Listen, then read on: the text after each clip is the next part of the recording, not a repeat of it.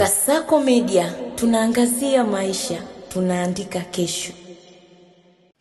Na nimefurahishwa na taasisi hii kuanzisha jambo hili kwa sababu ni mojawapo ya eneo la kuwajali na kuwathamini watu wenye ulemavu.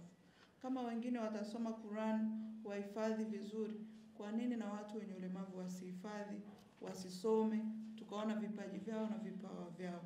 Na mimi nawahakikishia watu mlioko hapa, lakini na Watanzania, watu wenye ulemavu wanao vipaji vikubwa na vingi, na tumeviona katika maeneo mbalimbali.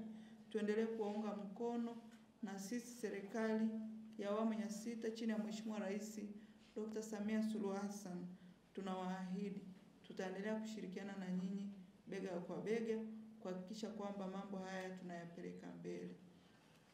Na mimi kama naibu waziri wa eneo hili ambaye namsaidia kazi Mheshimiwa waziri wangu Mheshimiwa Lukuvi, sisi tumepokea risala yenu na nipo kwenye hatua za kuwa napita kwenye makundi mbalimbali kusikiliza changamoto ili tuone namna ya kuzifanyia kazi.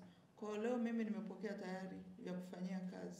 Tutaenda kuvifanyia kazi ndani ya serikali kuona yale ya haraka, lakini yale ya muda mfupi ambayo yanaweza kufanyika kwa haraka, kufanya kwa pamoja. Tusiingie katika kuharibu, tuende katika kupaisha. Katika muda wale nisaidia kunihamasisha na kutangaza mashindano ya Qur'ani kwa watu wenye ulemavu. Leo peke yake nimepigiwa simu kutoka Mwanza. Leo peke yake nimepigiwa simu kutoka Linda, kama tunakuona mama.